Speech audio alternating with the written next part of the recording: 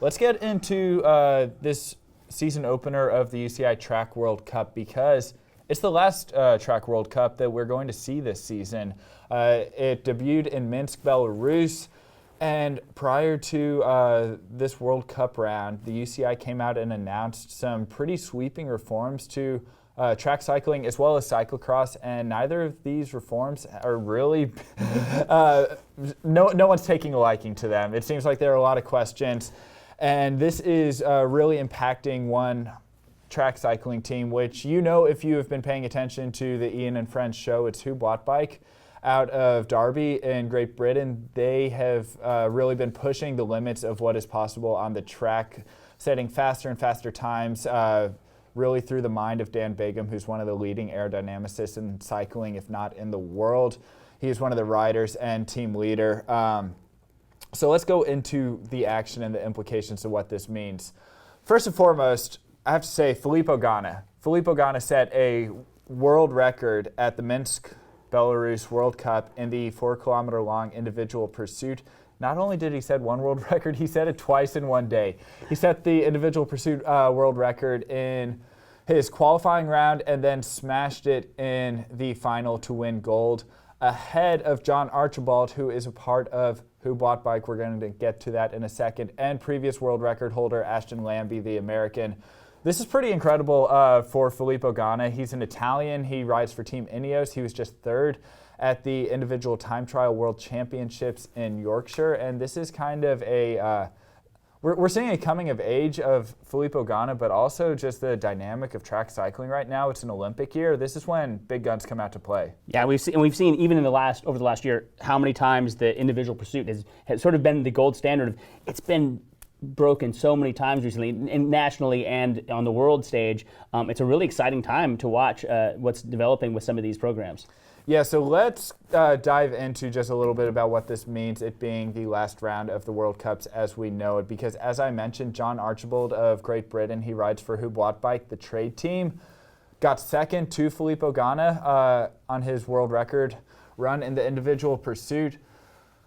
Trade teams, they're not going to be allowed in World Cups anymore. In fact, the entire World Cup series is being done away with instead of it being a fall and winter series like we're seeing right now. Next year, the premier track cycling event is going to be called a Nations Cup. It is moving to the summer months, and there are only 3 races instead of the 6 rounds that we're seeing for the World Cups. And most notably, Nations Cup, only national teams are allowed to participate. There are no trade teams. That's really, really bad news for FloBikes and other successful programs like Beat Cycling. We talked to Dan Bigham, the leader of FloBikes. He has been, he's played such an influential role in track cycling, much to the chagrin, honestly, of a lot of national teams the last couple of years, because this little underfunded trade team has been quite frankly embarrassing. Really the power that be in track cycling. A lot of these national teams have found themselves on the losing end of a ragtag team pursuit team out of the Derby velodrome called FloBikes. So going to play for you just a little clip about what Dan Bigham has to say on the state of track cycling and the implications of these UCI reforms. They want to bury this news because they know it's not positive. They know it's bad, and it will be received poorly. So, I mean, if it's been received poorly, surely that says a great deal about what you're trying to do. If you're trying to improve a sport and make it better, but people are fighting against it and saying this is bad, then surely you should listen to that. We sent an email and a letter to David Lepartier and to the UCI, to which we've had no response since then.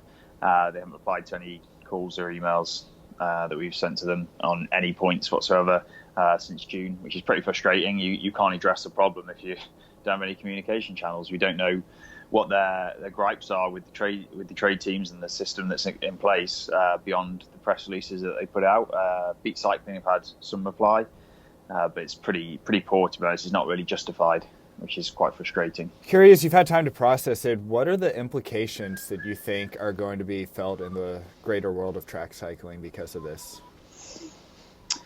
Oh, well, first off, you're chopping 20% of the field out of World Cups. 20% of the riders gone. It's actually more than 20% of the podiums as well, so a lot of the competition. you're going to lose a great deal of the media, the spectator engagement, the fans, all that kind of stuff that trade teams champion because they have to. Trade teams are commercial outlets. They need to be commercially viable to exist, whereas nations don't. Nations typically get all their funding through either, in our case, lottery funding or government funding or whatever it might be. So they don't have a requirement to engage with fans, spectators, make it fun, exciting. But we have to, else we die. And I think that's the biggest thing about cycling. Once people realise it, cycling is entertainment, and that's what the sport has to realize. And as soon as it realizes that, I think it'll start addressing these problems they're creating, because right now they're making the sport more exclusive, and you're getting rid of riders, you're getting rid of all that fun that goes with having trade teams along. So I mean, that's the first side. And then the second one is when you actually start considering the riders, that yes, riders have gone, but think towards the future, and the potential of other athletes coming into track cycling is now greatly diminished. And if you would like to watch that entire video, it is going to be available to our subscribers on our website, FloBikes.com. There is more track cycling action coming at you next weekend. The next round of the UCI Track World Cup is in Glasgow, Great Britain. It is going to be going Friday through Sunday. We, however, will have images available to our viewers in Canada, streaming only on Sunday. This is going to be kind of like a highlight reel of all the key moments of the entire Track World Cup from that weekend.